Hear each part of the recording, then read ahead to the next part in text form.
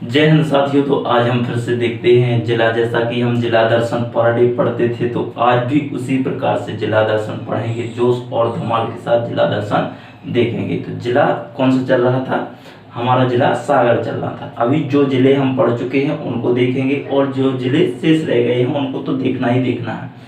तो MP forest guard और jail प्रहरी के पेपर चल रहे हैं। जैसा कि आप देखते हो कि एमपी फॉरेस्ट गार्ड और जेल प्रहरी के पेपर चल रहे हैं। उसको देखते हुए और उसका एनालिसिस करते हुए कुछ क्वेश्चनों को ढूंढ के लाना पड़ता है, तो वो आपके सामने देखते हैं। तो जो जो जिला पढ़ चुके हैं मध्य प्रदेश के दो हमको देखते हैं। सर्वप्रथम की कौन कौन से जिले पढ़ चुके हैं, कौन कौन से शेष रह गए हैं, सभी जिलों को एक एक करके देखेंगे। तो देखते हैं सर्वप्रथम संभाग, सागर संभाग सागर। यदि कहा जाए कि सागर संभाग के अंतर्गत कितने जिले आते हैं, कितने संभाग हैं? तो 10 संभाग हैं। जिले कितने हो चुके हैं? 53, क्योंकि नया अभी कौन सा बन चुका है? तो मऊगंज किससे अलग होकर के बना है? तो रीवा से अलग होकर के मऊगंज नया जिला बना है। तो कहा जाए कि सागर संभाग के अंतर्गत कितने नए जिले आते हैं? तो सागर संभाग के अंतर्गत 6 जिले आते हैं, कुल 6 जिले आते हैं। कौन कौन से हैं? तो देखते हैं। पन्ना, यहाँ नहीं ट्रैक से देखेंगे हम उसको, ट्रैक से देखेंगे तो छठी प्रसादनी। कौन सा? छठी प्रसादनी। यहाँ पे देखेंगे छा से हो जाएगा छतरपुर, टी से हो जाएगा टीकमगढ़,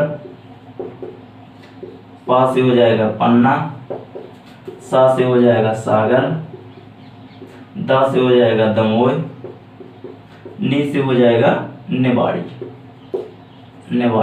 तो कितने जिले हैं? 6 जिले हैं, टोटल 6 जिले हैं, जो कि हम छतरपुर पढ़ चुके हैं, टीकमगढ़ पढ़ चुके हैं, दमोह, पन्ना, निवाड़ी पढ़ चुके हैं। सागर संभाग का ओनली एक जिला रह गया है, कौन सा? तो वो बनेगा सागर ही, स्वयं सागर रह गया है। तो इसी को हम देखते हैं। तो सर्वप्रथम देखेंगे कि सागर संभाग जो है, ये जिला है, इस सागर की स्थापना किसने की थी? सागर संभाग की स्थापना किसने की थी? तो सागर की देखते हैं स्थापना। सर्वप्रथम हेडिंग बनाएंगे स्थापना देखते हैं। तो 1660 ईस्वी में उदन शाह के द्वारा 1660 ईस्वी में सागर की स्थापना की थी। जिस समय उन्होंने स्थापना की थी, किसने? उदन शाह। कहीं कहीं आपको उड़ान शाह देखने को मिलेगा। क्या मिलेगा? उड़ान सिंह देखने को मिलेगा। तो घबराने की कोई बात नहीं है, उदन शाह मिले या उड़ान शाह मिले तो लगाना तो हमें ऑप्शन है। तो ऊ से उड़ान शाह, ऊ से उदन शाह। तो किसने? जब इन्होंने स्थापना की थी तो उन्होंने परकोटा नाम का एक छोटा सा गांव बसाया था। इस परकोटा नाम को गांव को किसने बसाया था? तो उदन शाह ने। कब बसाया था? तो 1660 ईस्वी में। किसी प्रकार का क्वेश्चन आए तो उसको लगाते हुए आगे बढ़ेंगे। तो कहा जाए, इसको देखते हैं। मैंने मान लिया कि सागर ये बसा हुआ है। मैंने क्या कहा? सागर अब वर्तमान समय में ये इतना बढ़ चुका है, इतना हो गया सागर। जिस समय बसाया गया था वो उस टाइम पे कितना था? इतना था, छोटा था। तो उदन शाह के द्वारा इतना बसाया गया था। यहाँ पे एक व्यापारी था, उस व्यापारी का नाम था लाखा बंजारा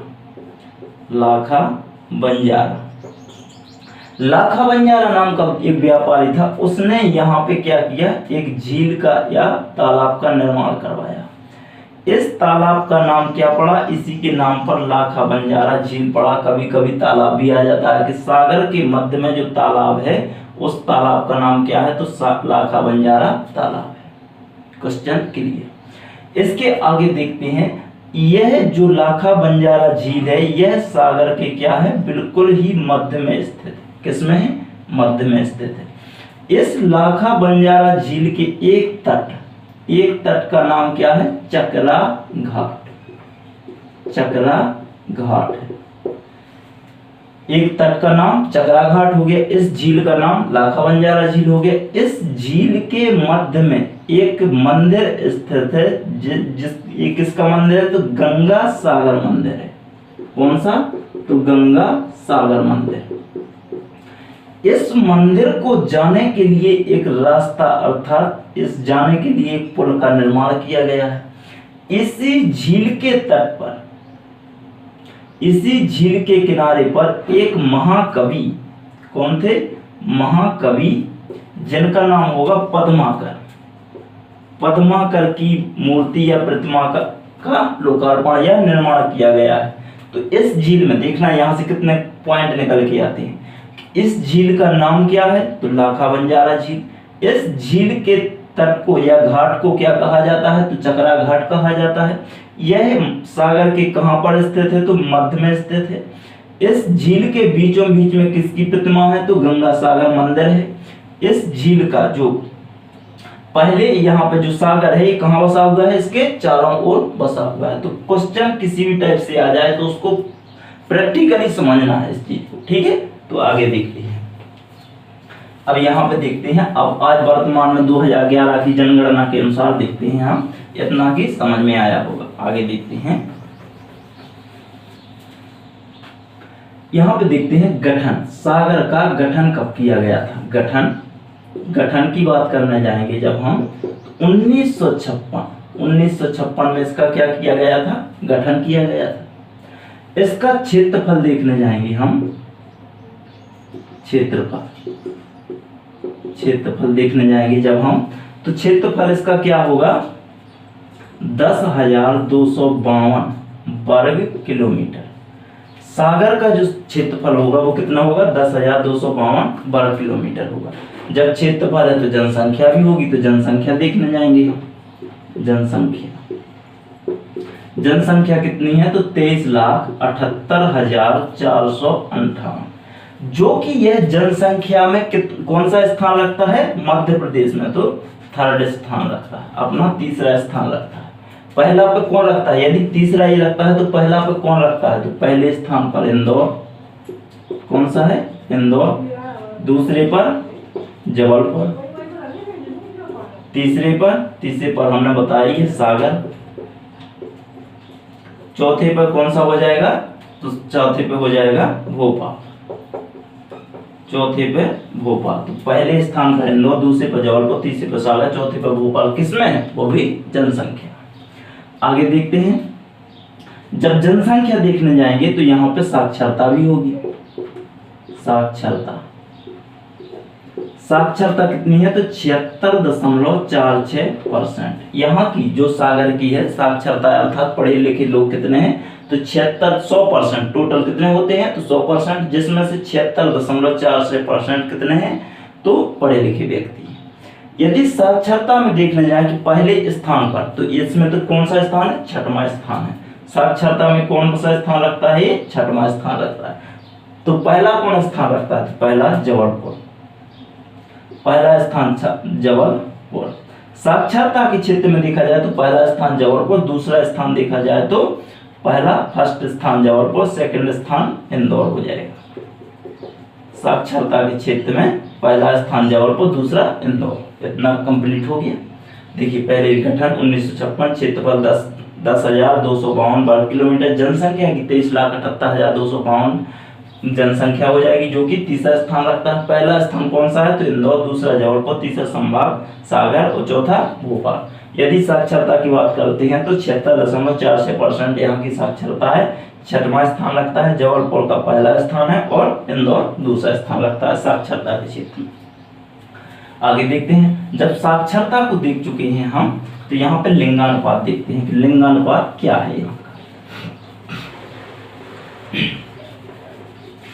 लिंगानुपात की बात करने जाएंगे जब हम, तो देखते हैं लिंगानुपात क्या है। लिंगानुपात क्या है सागर का? तो 893 महिला प्रति हजार पुरुष, यानी 1000 पुरुषों पर कितनी? 893 महिला है। अब ऐसे कुछ जिले हैं मध्य प्रदेश में कि जो कि 1000 पुरुषों से या लड़कों की तुलना में क्या लड़कियां अधिक हों। अभी तो जितने भी जिले पड़े हैं तो सभी क्या है 1000 लड़कों से कम ही है, बिल्कुल है। कौन कौन से जिले हैं तो देखते हैं। बालाघाट,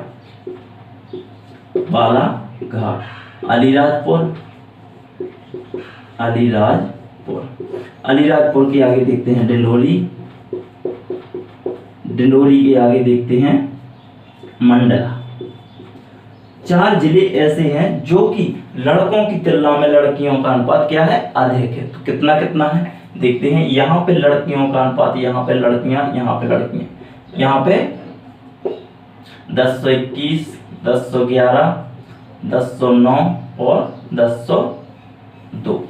यदि यहाँ पे 1000 मंडला में 1000 लड़के हैं तो लड़कियों की संख्या कितनी है 1002 है, अर्थात 2 लड़कियां अधिक हैं। यदि डिंडोरी की बात करने जाए तो 1000 लड़कों पर लड़कियां कितनी हैं 9 अधिक है। यदि अलीराजपुर की बात करने जाए तो यहाँ पे 1000 लड़कों पर लड़कियों की संख्या कितनी है तो 11 अधिक है। यहाँ पे कितनी अधिक है तो 21 अधिक है। तो मध्य प्रदेश में ऐसे कुल 4 जिले हैं जहां पर लड़कों की तुलना में लड़कियों की संख्या क्या है अधिक है। कौन कौन से तो बालाघाट, अलीराजपुर, डिंडोरी और मंडला, 4 जिले। आगे देखते हैं। सागर संभाग है, फिर भी यहाँ पे लड़कियों की संख्या लड़कों से क्या है बहुत कम है। अब यहाँ पे देखने जाएंगे हम जो तहसील है, कितनी तहसील है, तहसीलों की बात करने जाएंगे कि तहसील कितनी है। तहसील सागर संभाग के अंतर्गत कितनी तहसील आती हैं तो 11 तहसील। कौन कौन सी तहसील होंगी 11, तो मैंने बोल दिया कि 11 तहसील है, लेकिन कौन कौन सी तहसील है तो सर्वप्रथम देखिए सागर के आगे खुरई के आगे बंडा के आगे रेहली, गड़ाकोटा, बीना के देवरी के आगे राहतगढ़, केसली के आगे राहतगढ़ के आगे मालथौन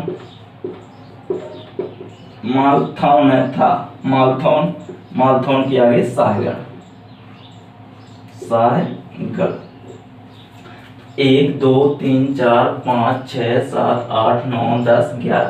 तो कितनी तहसील बताएंगे 11 तहसील। सागर, खुरई, बंडा, रेहली, गड़ाकोटा, बीना, देवरी, केसली, राहतगढ़, मालथौन, इसके बाद में शाहगढ़। तो 11 तहसील है। सभी तहसीलों को अब यहाँ पे देखते हैं तहसील कौन कौन सी किस पठार में आती है। तो बंडा तथा रेहली, रीवा, पन्ना, सागर संभाग की ऐसी 2 तहसील है। कौन कौन सी तो बंडा तथा रेहली 2 तहसीलें ऐसी तहसीलें हैं जो कि रीवा पन्ना के पठार में आती हैं, तथा अन्य 9 जिससे शेष 9 होंगी कि नहीं होंगी, ये शेष 9 तहसीलें किसमें आएंगी तो बुंदेलखंड के पठार में आएंगी। 9 तहसीलें किस में आएंगी बुंदेलखंड के पठार में आएंगी, लेकिन 2 तहसीलें कहाँ जाएंगी रीवा पन्ना के पठार में जाएंगी। आगे देखते हैं। जब यहाँ पे देखेंगे कि तहसील कितनी है 11 है, यहाँ पे तहसील कितनी है 11 है, तो विकास खंड कितना होना चाहिए 11 होना चाहिए, लेकिन विकास खंड कितने हैं 11 तो हैं, लेकिन गड़ाकोटा के स्थान पर कौन सी आ जाएगी जैसी नगर हो जाएगी, जैसी नगर। तो संभाग कितने हैं 11 ही है और अदर सभी संभाग हैं, लेकिन गड़ाकोटा के स्थान पर कौन सा है जैसी नगर है। आगे देखते हैं।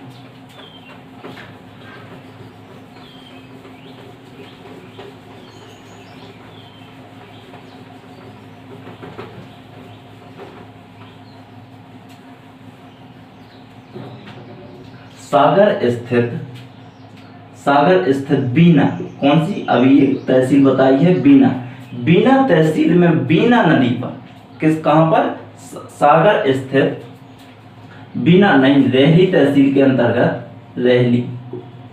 रेहली तहसील के अंतर्गत एक जलप्रपात है, किस नदी पर है? तो बीना नदी। नदी की बात करते हैं, यहाँ पे नदियों की बात करते हैं। अभी तहसील की नदियों की बात करने जाएंगे तो कौन कौन सी नदियां सागर जिले के अंतर्गत बहती हैं? तो सर्वप्रथम हो जाएगी सोनार, सोनार के आगे बीना, बीना के आगे हो जाएगी बेवस, बेवस के बामनेर, बामनेर, बामनेर के आगे गधेरी, गधेरी, गधेरी के आगे हो जाएगी कड़ान, कड़ान के आगे हो जाएगी बीना, सोनार, बीना, बेवस, बामनेर, गधेरी, कड़ान तथा देहार। देहार, देहार है, हाँ देहार नदी, देहार आदि नदियां क्या है यहाँ पे प्रवाहित होती हैं। तो नदियों की बात करने जाएंगे तो सोनार, बीना, बेवस, बामनेर, गधेरी, कड़ान, कड़ान, देहार आदि नदियां क्या है यहाँ पे बहती हैं। इसी नदी, जो ये यहाँ पे बीना नदी लिखा है, इस बीना नदी पर, इस बीना नदी पर एक जलप्रपात है जिसे हम राहतगढ़ जलप्रपात के नाम से जाना जाता है। जलप्रपात, जलप्रपात की बीना नदी पर राहतगढ़ में क्या है? जलप्रपात है स्थित, जो कि राहतगढ़ के नाम से जाना जाता है। इसी जलप्रपात को भालकुंड, भालकुंड जलप्रपात के नाम से जाना जाता है। या तो भालकुंडा या राहतगढ़ जलप्रपात किस जिले में स्थित है? तो सागर जिले में। किस नदी पर स्थित है? तो बीना नदी पर स्थित है। यदि बीना ना आए तो बेतवा लगाना, बेतवा, क्योंकि बेतवा नदी की सहायक नदी कौन सी है? बीना। तो बीना बेतवा नदी पर एक जलप्रपात स्थित है जिसका नाम राहतगढ़ जलप्रपात है, या कह सकते हैं भालकुंड जलप्रपात स्थित है। आगे देखते हैं, यहीं पर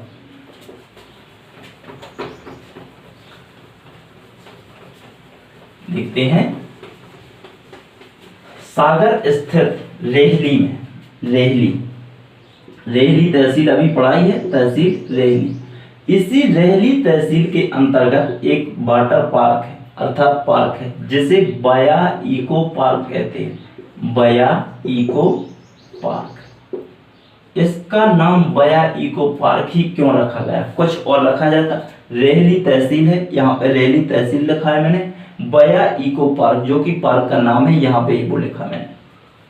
इस बया इको पार्क का नाम बया इको पार्क ही क्यों दिया गया? क्योंकि यहाँ पर विभिन्न प्रकार के या अनेक प्रकार के पक्षी यहाँ पे देखने को मिलते हैं, जिनमें से सर्वाधिक मात्रा में कौन सा पक्षी देखने को मिलता है? तो बया नाम का पक्षी देखने को मिलता है। इसीलिए इसका नाम क्या रखा गया है? बया इको पार्क रखा गया है, जो कि कहाँ स्थित है? तो रेहली तहसील के अंतर्गत है। यदि तहसील के अंतर्गत ना पूछ करके किस जिले में रखा गया है? तो सागर जिले में स्थित है। आगे देखते हैं,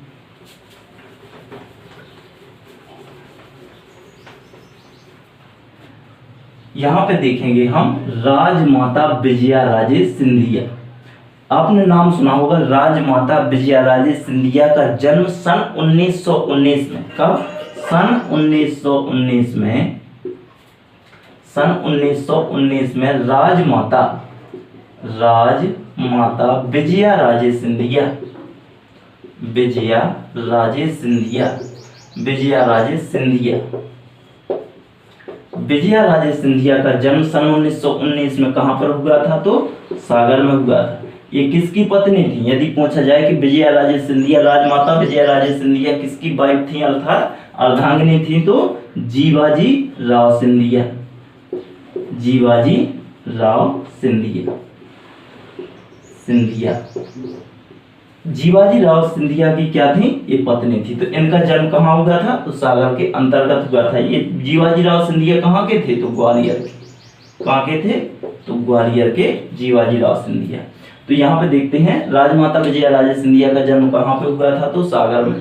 सागर में जो राजमाता विजयाराजे सिंधिया है किसकी पत्नी थी? तो जीवाजी राव सिंधिया की पत्नी थी। जीवाजी राव सिंधिया कहाँ के थे? तो ग्वालियर के थे। आगे देखते हैं, डॉक्टर हरि सिंह गौर, नाम सुना सा लग रहा है। डॉक्टर हरि सिंह, यहीं पर डॉक्टर हरि सिंह गौर विश्वविद्यालय स्थित है। यहाँ पे सर्वप्रथम देखेंगे हम डॉक्टर हरि सिंह गौर विश्वविद्यालय नहीं लिखेंगे हम, क्योंकि विश्वविद्यालय ये तो पहले डॉक्टर हरि सिंह गौर थे। सर्वप्रथम या कहा जाता है कि डॉक्टर हरि सिंह गौर विश्वविद्यालय कहाँ पर स्थित है, तो सागर में स्थित है। जो कि इसकी स्थापना कब हुई थी, या स्थापना यदि कहा जाए तो स्थापना तो 1983। मैंने कहा 1983, तो आप कहोगे कि सर बखला गए हैं, पगल आ गए हैं। नहीं पगलाए, पहले सुनो। इसकी स्थापना कहा जाए, स्थापना तो 1946 में 1946 में सागर विश्वविद्यालय